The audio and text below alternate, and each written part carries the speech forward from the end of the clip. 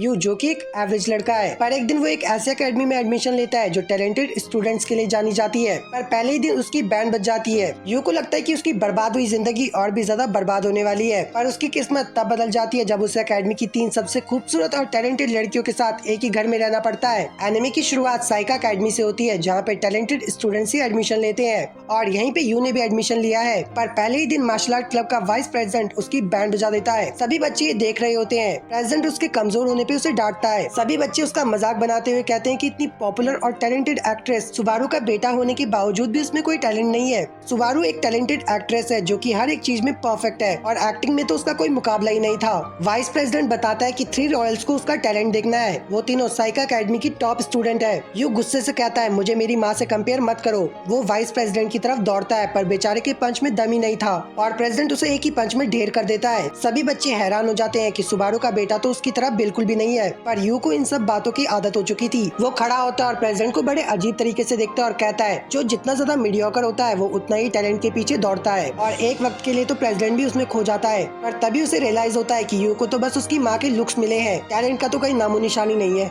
You यहाँ से जाने ही वाला होता है पर प्रेसिडेंट जानता था कि टैलेंट ना होने की वजह से उसे स्कूल में क्या क्या फेस करना पड़ेगा। पर तभी एक लड़की दौड़ कर आती है और उसे लात मार देती है। इस लड़की का नाम होता है निको और ये भी एक रॉयल है और एक कराटे चैंपियन भी। तभी वहाँ पे 2 बाकी रॉयल्स भी आ जाती हैं जो कि है मीवा, स्कूल की टॉप परफॉर्मिंग स्टूडेंट और साथ ही चेस चैंपियन, और 3rd रॉयल है काजुकी, आर्ट डिपार्टमेंट की सबसे अच्छी स्टूडेंट और थिएटर क्लब की बेस्ट एक्ट्रेस। यू कांपने लगता है कि ये तीनों यहाँ पे क्या कर रही है। काजुकी यू के पास आती है और जब उसे पता चलता है कि यू के पास तो कोई टैलेंट ही नहीं है तो वो उससे कहती है कि तुम जैसे स्टूडेंट्स के लिए यहाँ पे कोई भी जगह नहीं है। पर तभी यू उन्हें अपनी एप्लीकेशन दिखाता है जिसमें लिखा था कि यू बस जनरल एजुकेशन ज्वाइन कर रहा है। पर उन लोगों को तो पता ही नहीं होता है कि आखिर ये चीज है क्या, क्योंकि वो लोग तो हमेशा से ही स्पेशल एजुकेशन चूज करती आई है। इन लोगों की नौटंकी देखकर यू यहाँ से जाने लगता है पर निको उसे रोक के कहती है पहले यहाँ की साफ सफाई कर दो। पर यू गुस्से से कहता है कि मैं तुम्हारा कोई नौकर वोकर नहीं हूँ। निको बोलती है ये रूल है कि जो भी मुकाबला हारता है उसे डोजो साफ करना पड़ता है, फिर चाहे चाट के साफ करो या हाथ से साफ करो, पर डोजो साफ हो जाना चाहिए। और यहाँ पे यू का दिमाग खराब हो जाता है कि पहले तो उसे बिना बात के मुकाबले में घसीटा जाता है और अब उससे जबरदस्ती साफ सफाई करवाई जा रही है। शाम को सभी बच्चे ट्रेनिंग के लिए वापस आते हैं पर डोजो इतना चमचमा रहा होता है कि तुम लोग अपनी शक्ल उसमें देख सकते हो। इसके बाद हमें एक फ्लैशबैक दिखाया जाता है जहाँ पे जब यू छोटा था तब वो बस एक ही चीज चाहता था कि सभी लोग उसे सुबारू का बेटा माने। पर बेचारे की एक्टिंग स्किल्स उतनी ही चल पाती है जितने की मेरे इंटरनेट की स्पीड। जब यू ने अपनी माँ की एक्टिंग स्किल्स को देखा तो उसे पता चलता है कि उसकी माँ तो जीनियस है जो कि हर एक काम में परफेक्ट है और उनके सामने यू कुछ भी नहीं है। पर इसके बावजूद भी उसने हार नहीं मानी और दूसरी चीजों में ट्राई किया। पर अचानक से उसकी माँ बीमार हो गई और तब उसे पता चलता है कि उन दोनों की दूरियां कितनी ज्यादा बढ़ गई थी जबकि वो उसके लिए सब कुछ थी। बीमारी के दिनों में यू ने देखा कि वो अपनी पुरानी मूवीज को बार बार देखती है और इससे ये भी पता चलता है कि वो एक्टिंग से बहुत ज्यादा प्यार करती थी। यू और उसकी मॉम का फेवरेट ड्रामा एक ही था जिसमें सुबारू ने हैप्पी फैमिली में मॉम का रोल प्ले किया था। वो यू से पूछती है कि शो के अंदर तुम्हें सबसे ज्यादा क्या पसंद आया। यू बताता है कि उसका फेवरेट सीन वो है जब वो सभी साथ में बैठकर खाना खाते हैं। सुबारू बताती है कि उन्हें भी वो सीन सबसे ज्यादा अच्छा लगता है और तब यू को पता चलता है कि उन्हें एक हैप्पी फैमिली चाहिए थी जैसा कि उस ड्रामे में था। यू इस विश को पूरा कर पाता पर उससे पहले उसकी माँ उसे छोड़ के चली जाती है, वो भी हमेशा हमेशा के लिए। और उसके लिए एक नोट छोड़ा था जिसमें लिखा था कि एक हैप्पी फैमिली बनाना। यू को नहीं पता है कि वो ये कैसे करेगा पर वो अपना फुल ट्राई करेगा ताकि जो चीजें उसने मिस कर दी है वो उसे दोबारा से जी पाए। यू उस घर में पहुंच जाता है जहाँ उसे रहना था पर वो ये देख के शॉक्ड हो जाता है क्योंकि वो एक घर नहीं एक विला था। वो अपना लगेज जैसे ही नीचे रखता है पर एक लड़की उसे लात मारने आती है चोर समझ के। यू बोलता है मैं कोई चोर वोर नहीं हूँ। निको कहती है तो साबित करो, पर तभी वो फिसल के नीचे गिर जाती है। यू फ्लर्ट करते हुए बोलता है कि मुझे नहीं लगा था कि तुम मेरे प्यार में इतनी जल्दी गिर जाओगी। निको आगे कुछ बोल पाती पर यू उसके सिर को टॉवल से साफ करने लगता है। निको उसे रोकने की कोशिश करती है पर यू उसे अपने पास खींच लेता है जिससे वो शांत हो जाती है। पर तभी बाकी 2 बहनें भी आ जाती है और उससे सवाल करने लगती है पर बेचारा यू खुद ही सदमे में है कि ये तीनों रॉयल्स यहाँ पे कर क्या रही है। पर तभी मिकाडोना अंकल का कॉल आता है जिनका वो घर था। वो यू की माँ के काफी अच्छे दोस्त थे और उन्होंने ही यू की आगे की स्टडीज की रिस्पॉन्सिबिलिटीज ली है और वो उन तीनों रॉयल्स के डैड भी हैं। वो यू से कहते हैं कि वो उनके साथ बॉन्डिंग बनाए पर तभी यू को याद आता है कि उसकी माँ ने कहा था कि एक हैप्पी फैमिली बनाना। यू सोचता है कि क्या मुझे इन तीनों के साथ फैमिली बनानी है, ये तीनों वैसे क्यूट तो बहुत है पर इनके साथ रहना मीन्स मौत का खेल। पर यू को पता था कि वो इनकी लीग से पहले ही बाहर हो चुका है। इंट्रो के बाद अपना सामान रखते हुए यू काजुकी के अंडरगारमेंट्स में पैर रख देता है पर काजुकी बिजली की स्पीड से उसे उठा लेती है और यू को पता चलता है कि ये घर तो कहीं से भी नहीं लग रहा है, उससे कई गुना ज्यादा तो एक कूड़ेदान लग रहा है। एक हफ्ते से बर्तन नहीं धुले। बर्तन धुलने की रिस्पॉन्सिबिलिटी काजुकी की होती है, पर वो बहाना बनाते हुए कहती है कि मैं बिजी थी। यू नोटिस करता है कि काजुकी ने ट्राई तो किया था पर उसने प्लेट ही तोड़ डाली। मीवा को कपड़े धुलने थे पर वो बोलती है कि काजुकी के कपड़े बहुत ज्यादा थे और इसलिए मैं धुल नहीं पाई। पर यू देखता है कि उसने अपने हाथ पे कुछ लिख रखा होता है, यानी कि वो भूल गई थी। निको को घर की साफ सफाई करनी होती है पर उल्टा वो यू की ही बेइज्जती करने लगती है। जितनी देर में उसने यू की बेइज्जती की उतनी ही देर में यू ने पूरे घर की साफ सफाई कर दी थी और पूरा घर चमचमा रहा होता है। यू कहता है कि अगर तुम तीनों चाहो तो मैं तुम्हारे घर का सारा काम कर सकता हूँ। वो तीनों साइड होके आपस में बात करने लगती है। अगले दिन छुट्टी होती है, इसलिए यू सोचता है कि थोड़ी देर और सोने के बाद वो उन तीनों के लिए ब्रेकफास्ट रेडी करेगा, लेकिन निको की मार्शल आर्ट प्रैक्टिस करने की वजह से वो सो नहीं पाता है। यू देखता है कि मीवा कंप्यूटर में चेस खेलने में बिजी है और पागलों की तरह हरकतें कर रही है। वहीं पे काजुकी पता नहीं कौन सी जड़ी बूटी का जूस बना रही है। यू पूछता है कि आखिर तुम कर क्या रही हो, जिस पर वो बताती है कि ये हमारा मॉर्निंग रूटीन है। जैसे तुम लोग सबसे पहले ब्रश करते हो वैसे ही हम लोग सबसे पहले ये करते हैं। वो कहती है आज हम तीनों बाहर जा रही है तो घर का अच्छे से ख्याल रखना। यू चाहता था कि वो सब साथ में ब्रेकफास्ट करे पर काजुकी बताते कि लेट हो जाएगा। यू मीवा को आवाज लगाता है पर मीवा तो चॉकलेट खा के अपने दिमाग को बूस्ट कर रही थी। वो मीवा को बुलाने जाता है पर मीवा को इतना इंटेंसली फोकस देखकर उसे अपनी माँ की याद आ जाती है। यू अपनी माँ के लिए हर रोज खाना बनाता था पर उसकी माँ हमेशा ही जल्दी में रहती थी और कभी भी यू का खाना नहीं खाती थी। वो हमेशा ही फ्रोजन फूड खाती थी। तब यू समझ नहीं पाया था कि आखिर जीनियस लोग क्या सोचते हैं। ट्रेनिंग के बाद निको देखती है कि टेबल पे ब्रेकफास्ट रखा है, जिसे देख के उसकी लार टपक जाती है। यू उसे खाना ऑफर करता है पर निको तुरंत मना कर देती है। वो बोलती है इसमें प्रॉपर न्यूट्रिएंट्स नहीं है। यू पूछता है पर क्यों? तब वो बताती है कि हम एथलीट्स को अपना खाना कंट्रोल करना पड़ता है और एक असली एथलीट वही होता है जो खाने को उतनी ही इम्पोर्टेंस दे जितनी वो ट्रेनिंग को देता है। और इसीलिए काजुकी भी वो जूस पीती है जिससे उसकी आइडल इमेज और फेस का ग्लो बना रहे। मीवा भी मीठी चीज इसलिए खाती है ताकि वो अपने दिमाग को अच्छे से चला सके। वो तीनों बहनें जल्दीबाजी में घर से निकलती है पर यू उन्हें रोक के कहता है तुम तीनों कुछ भूल रही हो। तीनों ही बहनें अपना पूरा बैग चेक करने लगती है पर उन्हें समझ में आता है कि उनके पास तो सब कुछ पहले से ही होता है। पर यू कहता है कि अपना ध्यान रखना। पर तीनों ही बहनें उस पे भड़क जाती है कि इतनी छोटी सी बात बोलने के लिए तुमने हमारा इतना टाइम वेस्ट किया। और यहाँ पे तीनों ही बहनें ब्लश कर रही होती है। दूसरी तरफ यू को अंकल मिकाडोनो का कॉल आता है। वो पूछते हैं कि तुम्हारा पहला दिन कैसा गया और बिजी होने की वजह से वो ज्यादा विजिट नहीं कर पाएंगे, इसलिए यू को ही उनका ध्यान रखना होगा।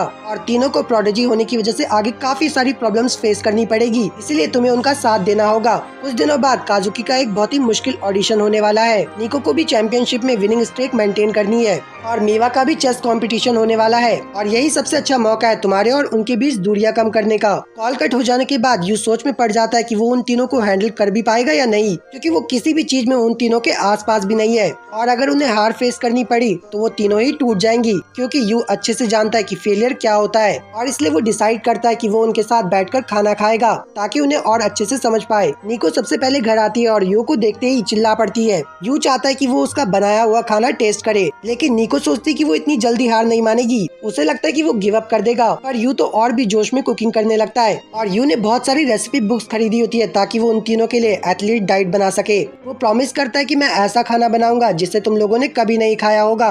निको बोलती है तुम बेकार में ही मेहनत कर रहे हो, क्योंकि हमें तो शहर के टॉप शेफ का बनाया हुआ खाना तक पसंद नहीं आता था। सिर्फ हम लोग ही डिसाइड करते हैं कि हम लोग क्या खाएंगे, फिर चाहे पैकेट फूड ही क्यों ना हो। इसके बाद निको चेक करने आती है कि यू ने हार भी मानी या नहीं, लेकिन जैसे ही वो टेबल को देखती है वो पूरी तरह से हैरान रह जाती है, क्योंकि टेबल पे फुल न्यूट्रिएंट्स खाना रखा होता है, जिसे देख के साफ साफ पता चल रहा होता है कि ये खाना स्पेशली एथलीट्स के लिए बनाया गया है। निको ये जानकर ब्लश करने लगती है कि यू ने उसके लिए इतनी सारी मेहनत की। निको खाना खाना स्टार्ट करती है और यू की तारीफ करते हुए थकती नहीं है। यू भी इमेजिन कर रहा होता है कि चलो पहली बिल्ली के साथ तो उसका बॉन्ड थोड़ा सा सही हो गया है, पर मीवा भी चुपचाप देख रही थी और खाने को देख के उसकी भी लार टपक रही होती है। जब मीवा नीचे आती है तो यू उसे भी अपनी तरफ कर लेता है और कहता है उसने ऐसा खाना बनाया है जो उसके ब्रेन को बूस्ट करेगा। मीवा खाना खाना स्टार्ट करती है और निको को पता चलता है कि इस गधे ने तो मीवा के लिए भी खाना बनाया है। वो दोनों बात करने लगती है कि कितना टाइम हो गया उन्हें साथ में बैठे हुए। तभी वहाँ पे काजुकी भी आ जाती है और वो उन दोनों को साथ बैठा हुआ देखकर हैरान हो जाती है। यू उसे भी झांसा देता है कि उसने उसके लिए एक ऐसा खाना बनाया है जिसे खा के उसका फेस और भी ग्लो करेगा,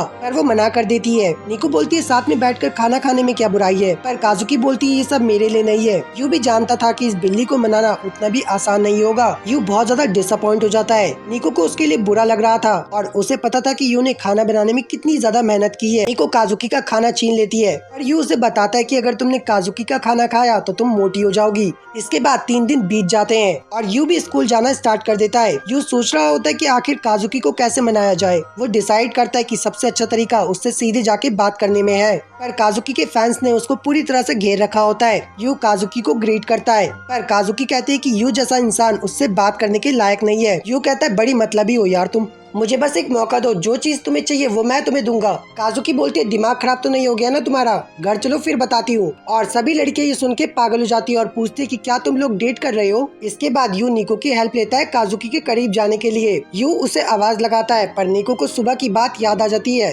कुछ बंदे यू के पास आते हैं कि वो निको के साथ इतना फ्रेंडली कैसे हो रहा है, पर निको खुद ही गुस्से से फूट रही होती है। इसलिए वो मीवा के पास जाता है, पर मीवा अपनी क्लास में अकेले चेस खेल रही थी। वो सुनती है कि आगे बैठी हुई कुछ लड़कियों को मैथ में कुछ दिक्कत आ रही है और मीवा बड़े आराम से उन्हें आंसर बता देती है और सरप्राइज होने की जगह वो डर के वहाँ से चली जाती है। यू क्लास में एंटर करता है और देखता है कि दोनों बहनों के एकदम अपोजिट। मीवा के पास कोई भी भीड़ नहीं है। यू कहता है साथ में लंच करें, पर वो मना कर देती है क्योंकि वो नहीं चाहती थी कि यू उसे खाते हुए देखे। पर यू उसके पीछे पड़ जाता है और एट द एंड मीवा थक हार के मान जाती है। यू पूछता है कि तुम लोगों से बात क्यों नहीं करती हो, पर मीवा बताती है कि वो लोग गधों जैसी बातें करते हैं, मैं तो एक रॉयल हूँ इसलिए मैं सबसे अलग हूँ। यू उसकी कंडीशन को अच्छे से समझ पा रहा था। वो बोलता है मैं भी एक रॉयल हूँ। मीवा पूछती है पर कैसे। यू कहता है मैं रॉयली इडियट हूँ और रॉयली कमजोर भी हूँ। और मीवा उसकी बातों से चिढ़ जाती है, पर एक प्यारी सी स्माइल देकर उसे इडियट बोलती है। और शांत होने के बाद वो दोनों लंच करते हैं और मीवा बताती है कि काजुकी के पास जाने के लिए तुम्हें उसके फेवरेट खाने के बारे में जानना पड़ेगा। वो आगे बताती है कि जब काजुकी 3 साल की थी तो वो चाहती थी कि उनकी माँ उसके लिए अलग से स्पेशल खाना बनाए और उस टाइम पे वो बहुत खुश रहती थी। पर यू तो बौखला जाता है कि इसकी मेमोरी कितनी स्ट्रॉन्ग है। शाम को यू कुछ स्पेशल बनाने का सोचता है, पर तभी काजुकी आती है और बेहोश होकर नीचे गिर जाती है। काजुकी बोलती है मुझे कुछ नहीं हुआ है, बस मैं थोड़ा सा थक गई थी। लेकिन मीवा उसका सर टच करती है और उसका हाथ जल जाता है। यू उसके लिए पॉरिज बना के लाता है, पर वो सबको रूम से बाहर भगा देती है, ये कहते हुए कि उसे उनकी मदद की कोई जरूरत नहीं है। और काजुकी बहुत ही ज्यादा शर्मिंदा थी कि वो अपनी हेल्थ का ध्यान खुद नहीं रख पाई और हर दिन यू उसके लिए कुछ स्पेशल खाना बनाता था। पर काजुकी हर किसी को रिजेक्ट कर देती थी और कहती थी कि ये सब तेरी तरह ही बेकार है। पर इस बार यू भड़क जाता है और उसके रूम में घुस जाता है। काजुकी उसे कमरे से बाहर निकालने जाती है, पर वो उसके ऊपर ही गिर जाती है। यू कहता है कि अगर ऐसा ही चलता रहा तो तुम अपनी रिहर्सल मिस कर दोगी। और वो ये भी कहता है कि मैं तुम्हारा पार्टनर बन जाऊंगा जब तक तुम ठीक नहीं हो जाती। और वो फ्लेक्स करते हुए कहता है कि आखिर मैं इतनी महान एक्ट्रेस सुबारू का बेटा जो हूँ। एक टाइम पे काजुकी को भी लगता है कि यू एक्टिंग में काफी ज्यादा अच्छा होगा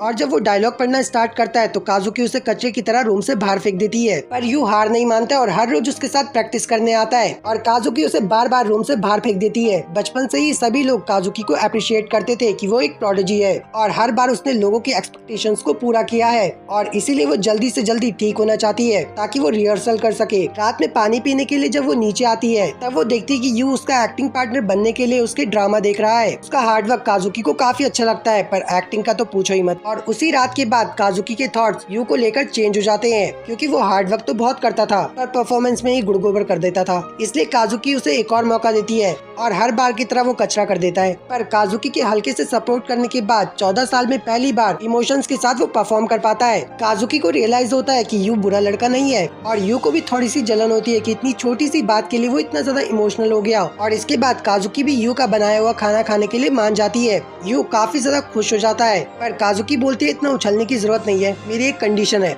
और वो बेड पे जाकर खुद को ब्लैंकेट से लपेट लेती है ताकि वो अपनी आगे आने वाली एम्बेरसमेंट को संभाल सके। और हिम्मत जुटाने के बाद वो बोलती है कि मुझे बैंगन, मशरूम और गाजर बिल्कुल भी पसंद नहीं है। और यू यहाँ पे बौखला जाता है कि उसकी इतनी सारी मेहनत इसलिए बर्बाद जा रही थी क्योंकि वो 2 साल के बच्चों की तरह सब्जियां खाने में नखरे दिखा रही थी।